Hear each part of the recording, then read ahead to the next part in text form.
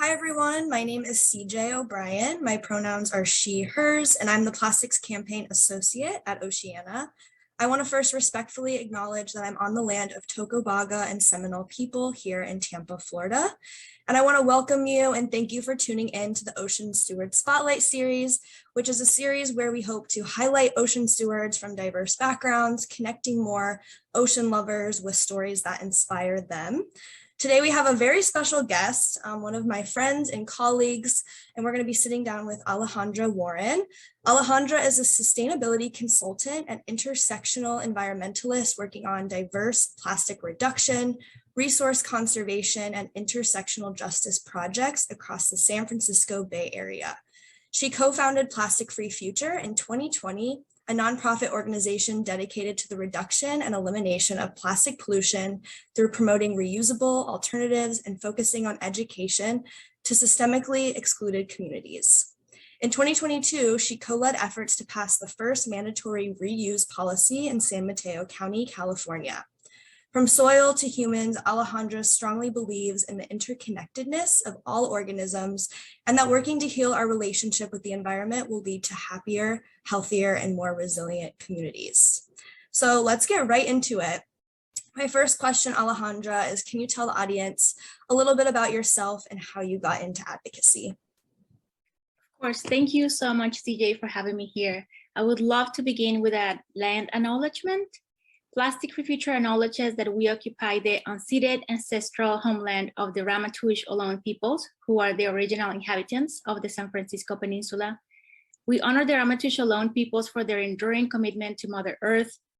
As the indigenous protectors of this land and in accordance with their traditions, the Ramaytush have never ceded, lost, nor forgotten their responsibilities as caretakers of this place. We affirm their rights as First Peoples and wish to pay our respects to their ancestors, elders, and relatives. Now, I think the first question was, how did I get into advocacy? Is that correct? Yeah, just a little bit about yourself and how you got into doing what you're doing. Yeah, of course. So I recently rediscovered a really fun story that I would love to share as probably the first step. A friend of mine emailed me a few years ago a picture of a manifesto that I wrote when I was 10. We used to get together with some friends and neighbors on Fridays.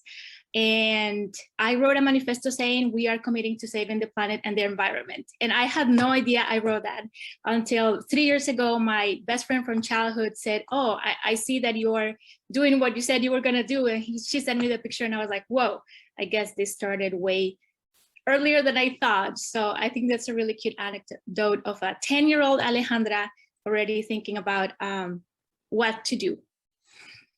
I love that. I just picture you as a 10-year-old like writing this manifesto, and it's so cool that you're still doing this work. You're such a huge force and inspiring person in this work. So thank you for starting off at such a young age and continuing to do it. So my second question is, did you have a defining moment when you fell in love with the ocean or environment? Well, I grew up in South America, and I think I grew up with a really deep respect for natural resources, especially water. Both of my grandmas still have always and will always collect rainwater. They both have their medicinal gardens, medicinal herbs. So I think I grew up with that understanding and respect for the environment. So for me, it wasn't a discovery, it was the way I was raised. And I honestly thought it was the way that everyone lived until I moved to the States and I saw that we can integrate that way to live life into our life as Americans. So now I know that is something that we could all live with, that respect and understanding of natural resources, water, energy, and plants and everything that's around us. So it's an opportunity instead of seeing it as growing up as a low-income South American. Yeah, I love that. I love that it wasn't just a defining moment, it's just been who you are. And I think that's really awesome. So my next question is, what does it mean to be an intersectional environmentalist? How does being an intersectional environmentalist shape your work?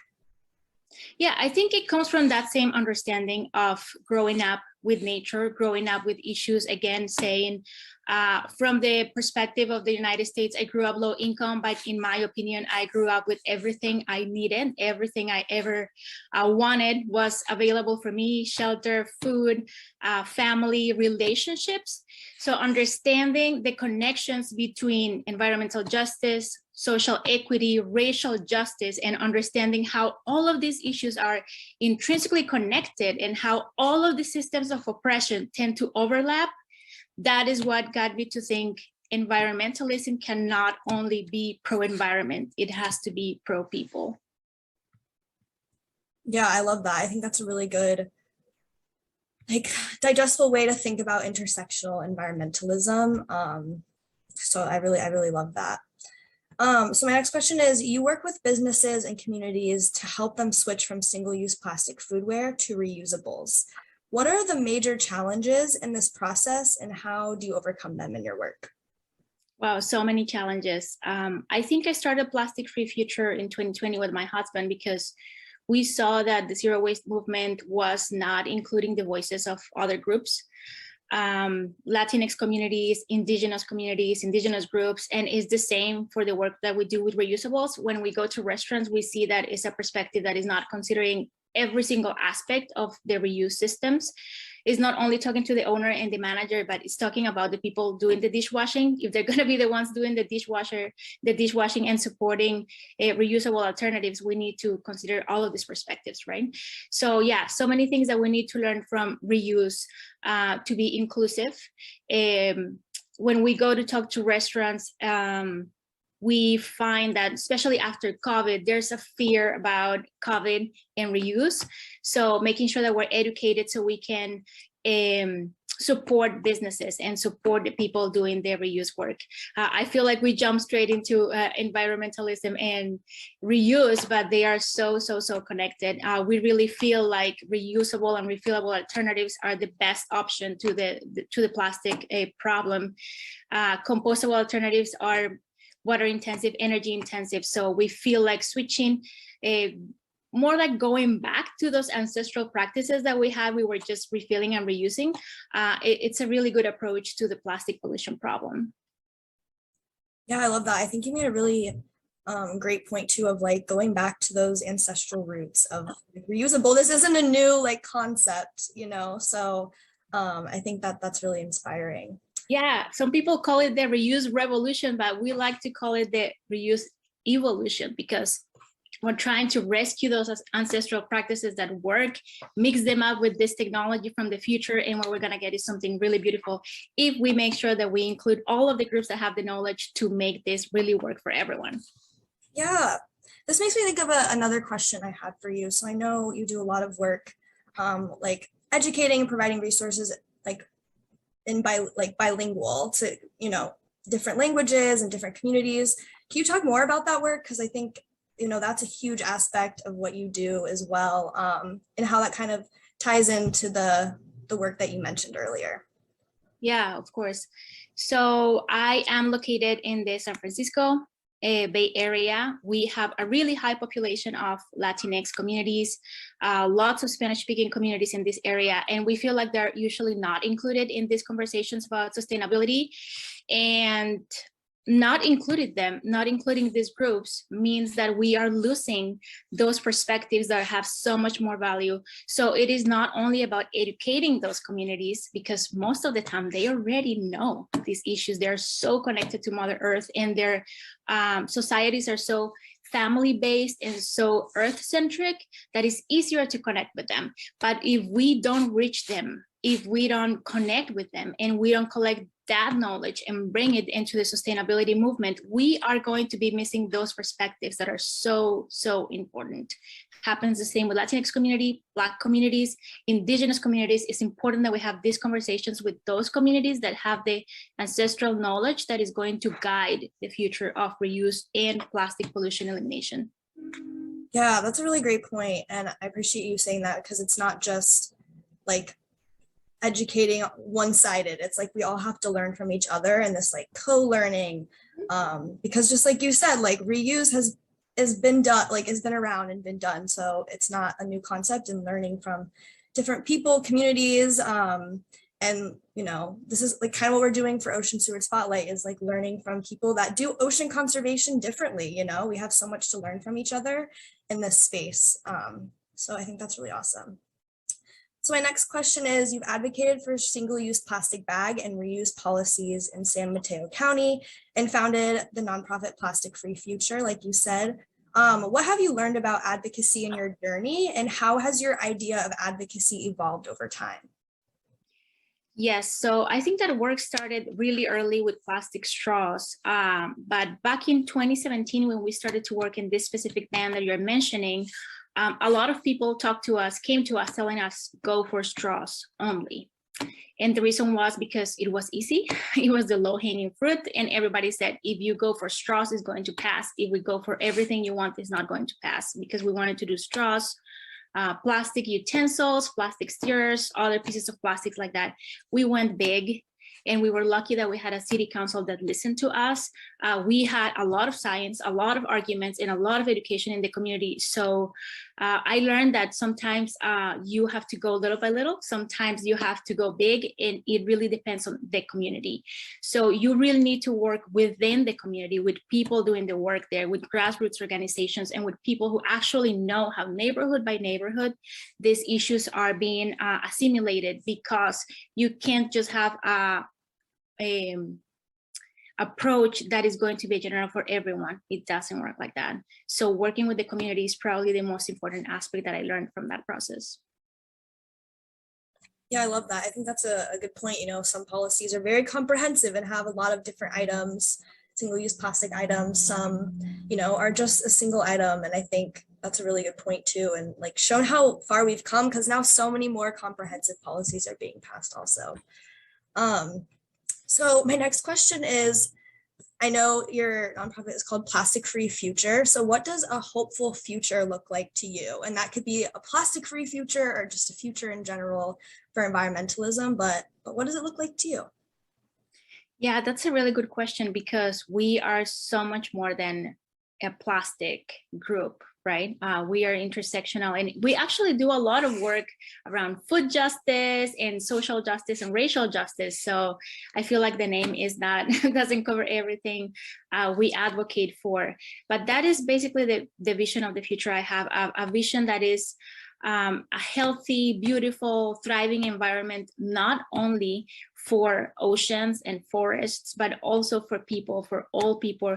LGBTQI communities need the same rights, Black groups, Indigenous groups, everyone in this thriving world where the earth is the center and the laws are dictated by Mother Nature and not by the anthropocentric views of man. Yeah, I love that. That's really inspiring. So this question that I have for you is for, viewers that want to take action. What would you say to people who love the ocean or want to get involved with intersectional environmentalism, want to fight for rights of all people, and get plugged into the advocacy world in general? So if they don't know what to do, what are the steps they can take to get involved? I would say know your power. I never in my life imagined that I would be here talking to you. Again, tiny little girl from South America, low-income community. I never thought I had a voice and I could make a difference, but we all do, no matter who you are. Even the weirder you are, the better. Trust me. We are in a time where weirdness is so needed. We need this out of the box perspective to just change the world and build the world that we need. For ocean lovers, I would recommend move beyond beach cleanups. Beach cleanups are amazing. We need beach cleanups. They're a beautiful way to connect with the environment, with nature, with the ocean, but we need so much more than that.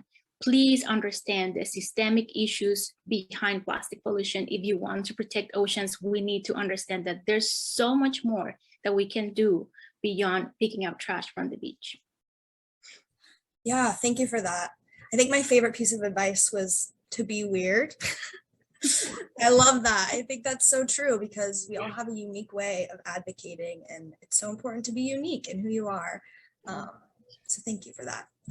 So for this series, we have two major audiences. One is people who are, just dipping their toes into the ocean conservation world, or those who are seasoned, advocates or have been doing this for a while. So this question is for the oceans community already at work. What's your vision for the ocean conservation community, and how would you like to see it grow, change, or find a new direction or approaches? Wow, that is a big question and so important. We really need to be asking this question. I think my advice would be take off your ocean goggles. I feel like the ocean community sometimes doesn't understand the interconnections. We all do need to understand the interconnections. We cannot have healthy oceans without healthy rivers. We can have healthy rivers without healthy mountains. We can take care of those mountains without the people who know how to take care of those mountains. So when you look beyond the ocean, you know that there are so many interconnections that we're missing. I would love to see more funding to groups and people that have the ancestral knowledge to take care of those rivers and those oceans. I think a really good example of that is how fire people have been underrepresented and underserved and erased completely from the fire movement in the United States. And now, hundreds of years later, we're understanding the science behind the work they did. Let's not miss this opportunity to use the real deep knowledge that these communities and this indigenous group have to show us and teach us how to better protect the oceans in a more interconnected way that benefits all systems beyond water. Wow, I love that. I think it's so important to be having these kinds of conversations. And it's so true that, we need to be asking these questions, especially as, ocean organizations. So this question may be the hardest one of the day, but what is your favorite marine animal? And I think I know the answer because I talked with you about this, but tell us all. Yes, you know the answer. We've been having these conversations with CJ before because we have the same favorite animal is the octopus. I see the octopus like, I don't know if you're familiar with Indian religions, with Buddhism, with Hinduism, these goddesses with many hands doing many beautiful things at the same time. I think we're in that time of history where we really have to reach out our tentacles, more than 8, make 100 of them, reach out and just tap into different kinds of knowledge. Risk is important, getting out of your comfort zone, and I feel like the octopus is that symbol of just expanding and a really wise animal that is really social. I think we have a lot to learn. If you haven't watched my octopus teacher, I think from Netflix, please watch it because that's the kind of understanding that we should be tapping into. Humans don't have the knowledge. Humans don't have the ultimate knowledge. Nature has been working on perfecting knowledge for billions of years, and it's time for us to understand that knowledge and give it the respect and the value that it needs. Octopus are the best, but I like never thought of that before. Is the octopus is like a symbol of knowledge, like all of the different, arms and tentacles really are a good representation of like different knowledge types, different people coming together. And octopus have like 3 hearts, so like showing like this cohesion of different people and, creating this like, creature. So beautiful. Yeah, they're amazing. That's why you have a tattoo. I need a tattoo. Yes. Tattoos.